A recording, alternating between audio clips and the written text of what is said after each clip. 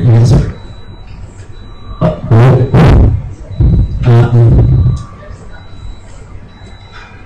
right, this one is a hashtag with things called poetry, which is a word I made up. No, I think we're good. Keep going. I was thinking at CNN where we're going. Because the controversial always been great, so I try and put up information from this end. Maybe it's very small words. I haven't even unless they are awesome. We're doing both live and I will show you the example of awesome work. I didn't say it earlier, but now I will. I don't hate all of these things. I just hate New York. I want to see 12 photos we can in a row on the same day. I will not follow you if you do that. It's whatever. I mean, well, let's keep it. I can talk about that things for hours. It's difficult. I would say that these things is Jamie Oliver. You guys all know Jamie Oliver. He's a huge Instagram user. And he's really good. Yeah, so I put up a foot shot, and I put up a food shot. The thing I wanted to point out about him, and he has 420,000 followers, he does a few things that are very interesting. One is he's very personal, right? So he's a celeb, or he's a celeb, and he's showing us like things in his real life, right? Not just pitch products. Well, he does do that too, but so he's got to the warmth of his back there. I won't do that, I promise. And then he's got cute photos of his kids. He's got really adorable children. Well, it's his work.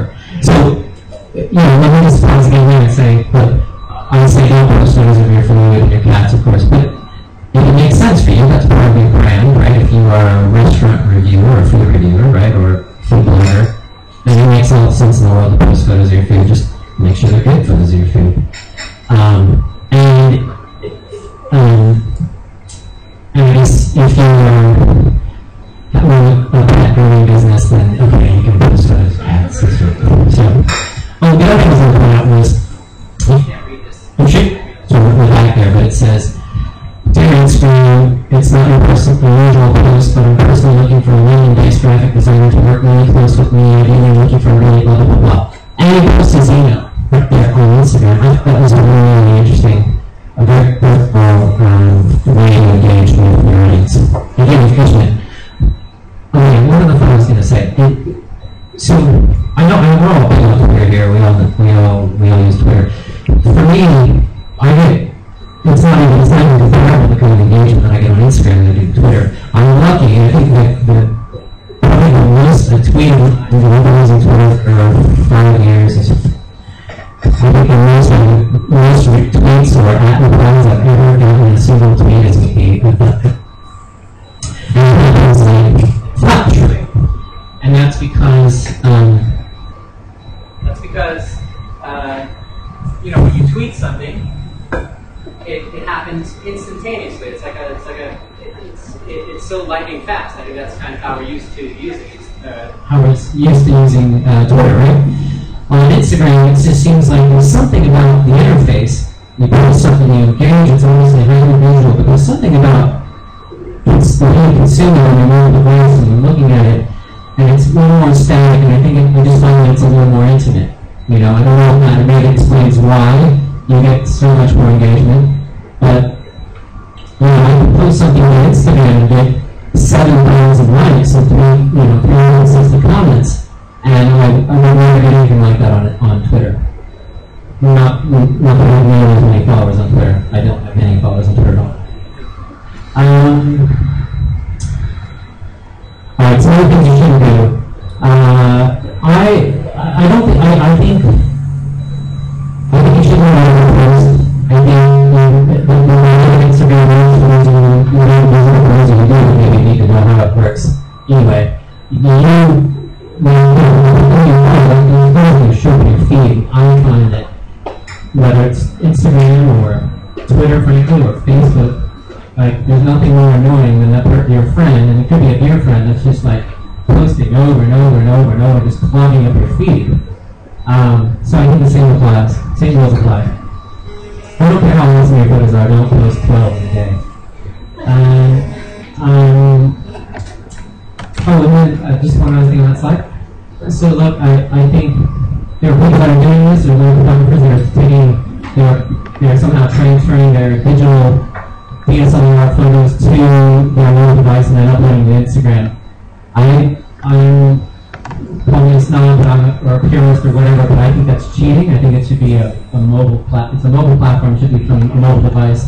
That's the whole point I find with Instagram. There's a lot of people that are cheating now.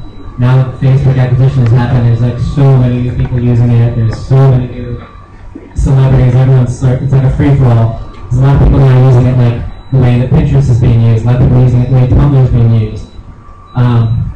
Whatever. What can you do? It's, it used to be cool, and now it's becoming less cool. Sorry, this is like that's a downer, right?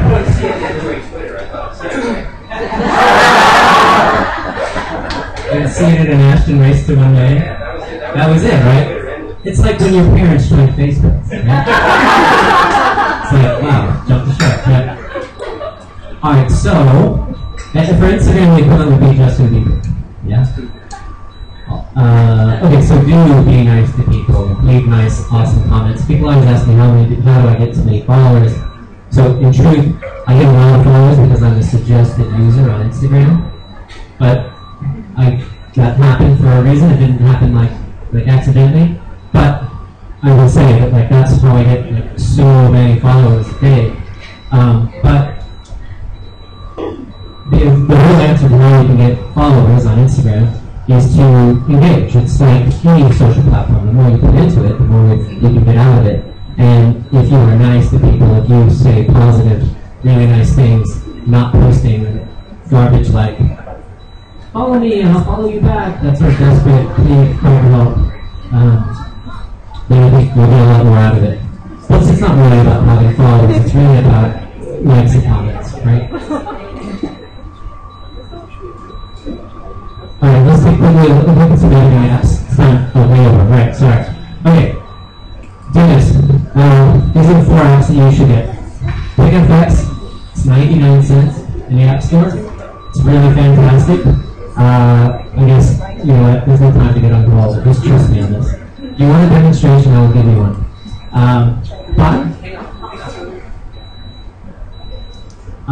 Sorry. How dare you? Blender app is really cool, it's really fun, it takes 2 photos and blends them together. It's a little more advanced than that, but Blender. This is one of the newest apps that just came out from the Visual Supply Company. They're San Francisco based. They've produced film for many, many years. They've made an iPhone app, and it's fucking fantastic. It's the best, maybe the best color processing app around. It's only been out for maybe about a month. Get it. It's called VSCO Cam. VSCO Cam. It's really amazing. And then the last one is, this one's also 99 cents. The last one is Snapseed. Snapseed is in terms of an all-platform, do-it-all kind of app, editing app. It's the best one on the market, I think, in my opinion, because it can do everything. You can, it's not just filters. You can enhance certain parts of it. You can crop. You can edit. You can add like a tilt shift effect. It's really, really, really fantastic. Normally it's $4.99 in the App Store. Today it's free. So download it. Snapseed. Alright, that's it. Last one? Oh, whatever. Yeah.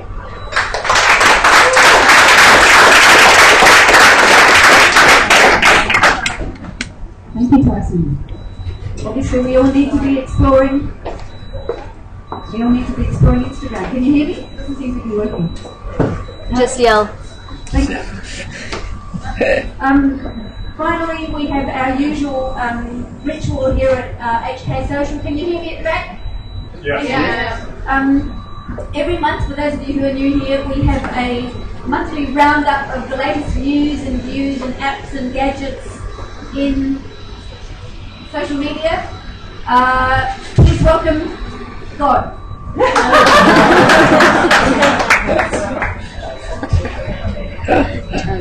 Tongue in cheek.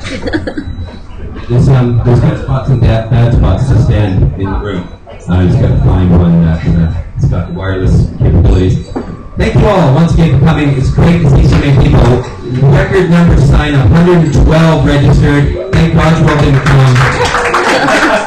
Be like way back there. Those of you in the back, thank you so much for letting these cool people have the front seats. I've got a bunch of things we're going to go through today. First bit, we're going to talk about Facebook IQ. Now, this isn't about people, it's about brands, and it's a study done by a fellow named Scott Galloway.